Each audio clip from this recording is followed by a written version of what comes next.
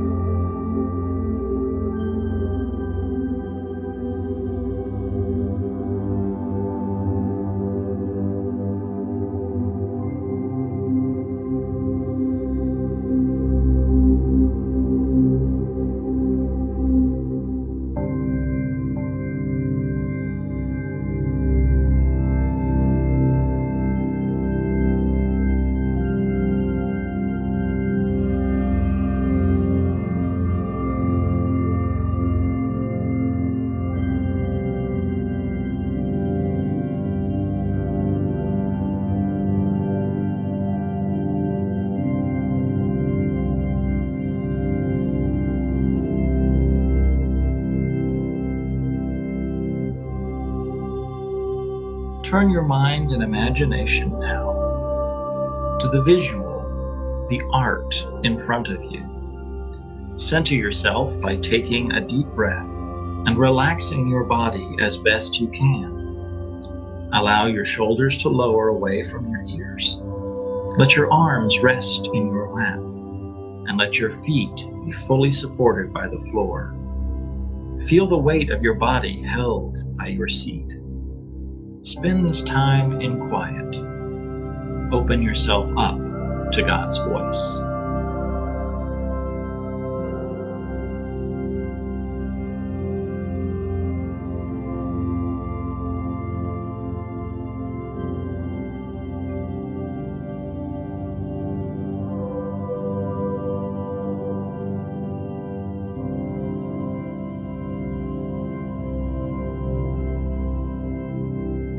Take a deep breath in and out. Continue breathing deeply as you look at the image. In this moment, simply notice the visual qualities of what you see. Colors, line, shape, form, space, and texture.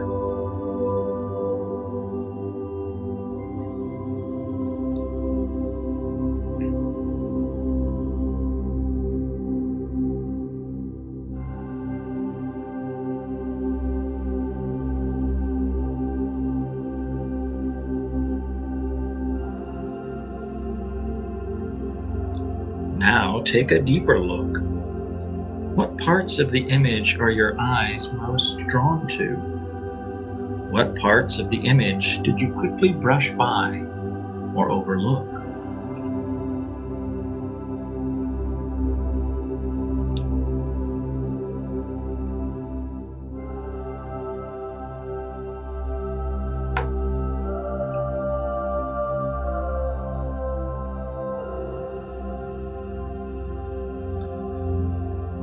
Let's engage our imaginations.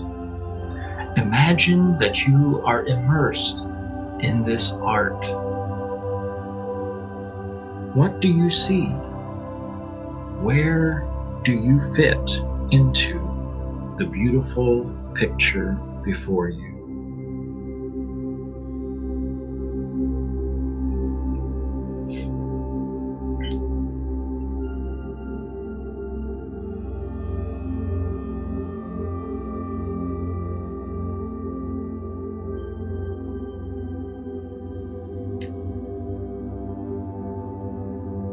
Take a moment now to observe your own emotions. How does this image make you feel?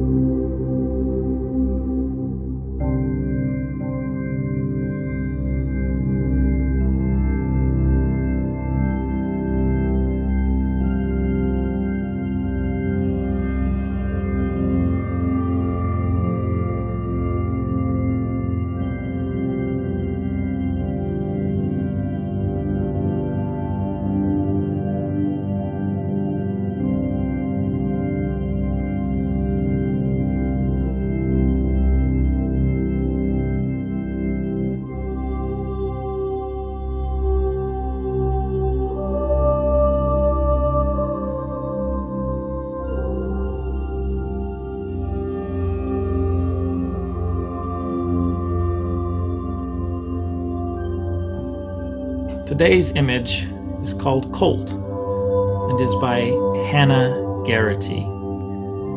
Hear what she has to say about this image. Let go of whom I thought I should be. It was breezy that day, and the clouds were nowhere to be seen. I had just finished feeding with my mama. Sarah tied me back to the post beside the house. As she walked away, 2 women arrived and began to untie me. Quickly, Sarah wheeled around, saying, "Why are you untying the colt?" The disciples replied, "The Lord needs it." The Lord? My mind raced. I am not worthy of such an appointment. Sarah, don't let them take me. I haven't had enough practice. I will falter. I will fail. I am still not able to do all of the work that Mama does. The Lord will need the best. There must be some mistake. But Sarah did not argue. My rope was held by the taller disciple. Her cloak hung open, waving in the breeze. We walked a short distance before I saw the group. Who is the Lord? No one was distinguished by their attire. Which one is the Lord? Suddenly, others in the group put their cloaks on my back. A man looked into my eyes. This must be the Lord. I must be ready. I saw the holiness of Jesus in his eyes. He climbed onto my back with the help of his disciples. I felt the majesty of Jesus and his gentleness. I heard the royalty of Jesus and his kind words as I ferried him toward Jerusalem. Sarah and Mama stood amazed as we journeyed past my home. It did not matter that I was not ready. It mattered that I arrived to do the work. Cultivate whom God needs me to be.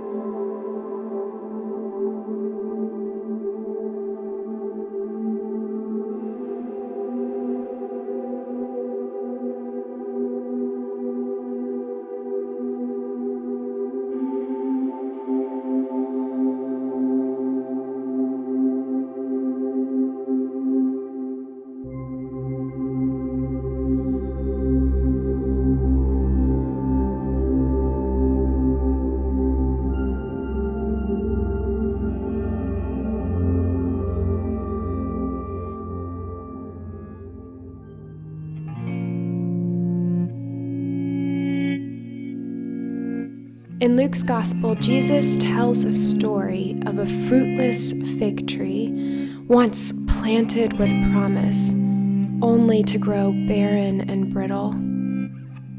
The landowner in the parable has returned to its empty branches for 3 years. With patience worn thin and hope withered, he commands the gardener to cut it down, seeing it as a liability to the soil. But where the landowner sees waste, the gardener perceives possibility that lies fallow. For the gardener has learned from the land that life flows in cycles, budding, flourishing, pruning, death. And so he requests one more year.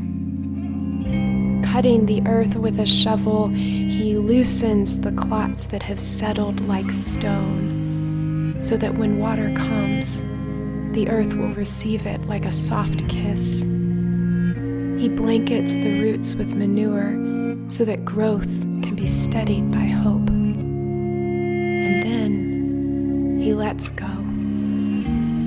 What happens to the fig tree? Does it live? Does it die? Does it bear any fruit? We don't know. And so if we can't read the end of this story, then we must write it with our own lives. Because we know what it feels like to be the fig tree, to be deemed worthless, to be weary enough to believe that we don't deserve to be well.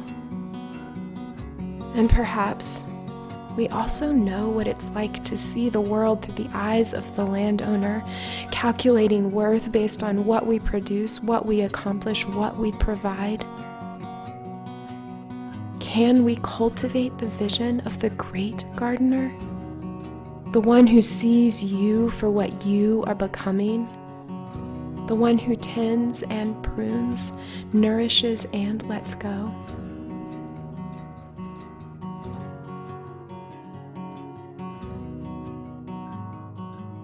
Perhaps for us, the fruit is not the ending. The fruit is in the waiting, in the dead of winter, in the manure, the nurture, the rest, the darkness. The fruit is in all of it, sowing seeds we can't yet see.